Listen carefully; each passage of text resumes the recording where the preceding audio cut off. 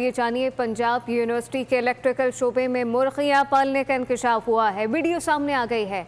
Video मंजर-ए-आम पर आ चुकी है, जिसके बाद रात गए शोबे से मुर्गियां हटा दी गई। यूनिवर्सिटी इंतजामिया ने डायरेक्टर डॉक्टर कामरान से वजाहत तलब कर ली है। इस हवाले से मजीद क्या तफसीलात हैं, अफजाल अब्बासी से जानते हैं। जी अफजाल।